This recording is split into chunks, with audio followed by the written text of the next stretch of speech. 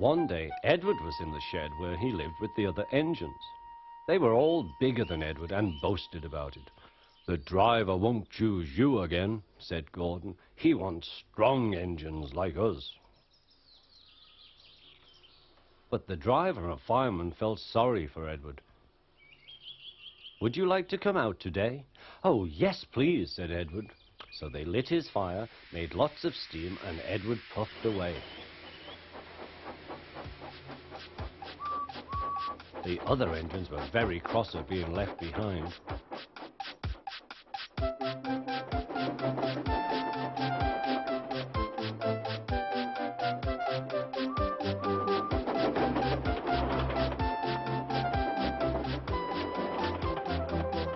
Edward worked hard all day. The coaches thought he was very kind, and the driver was very pleased.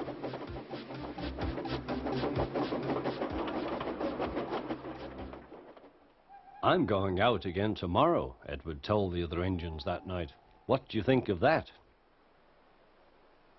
But he didn't hear what they thought, for he was so tired and happy that he fell asleep at once.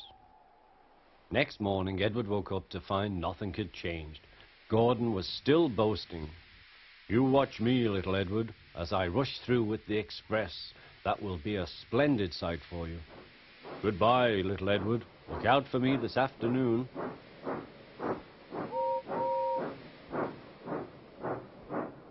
Edward went off to do some shunting. Edward liked shunting. It was fun playing with trucks. He would come up quietly and give them a push. Then he would stop and the silly trucks would go bump into each other. "Oh!" they cried. "Whatever is happening?"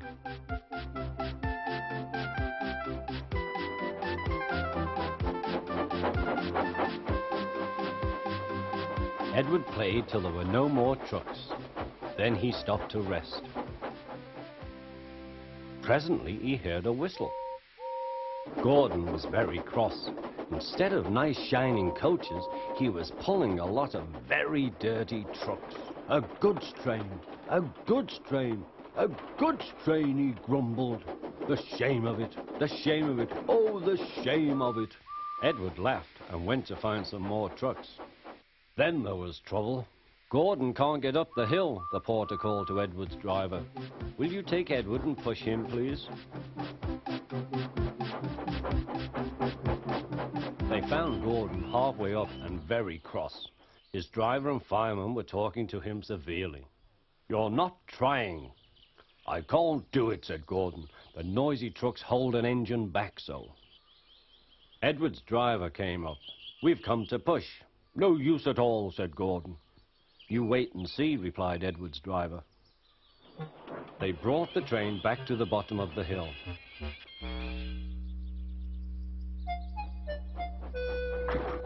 "I'm ready," said Edward. "No good," grumbled Gordon. They pulled and pushed as hard as they could.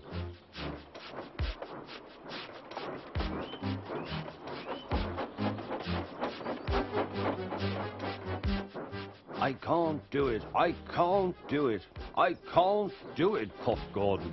"I will do it, I will do it, I will do it," puffed Edward. Edward pushed and puffed and puffed and pushed as hard as ever he could. And almost before he realized it, Gordon found himself at the top of the hill. "I've done it, I've done it, I've done it," he said proudly. He forgot all about Edward and didn't wait to say thank you. Edward was left out of breath and far behind. He ran on to the next station, and there he found that the driver and fireman were very pleased with him. The fireman gave him a nice long drink, and the driver said, "I'll get out my paint tomorrow and give you a beautiful coat of blue with red stripes.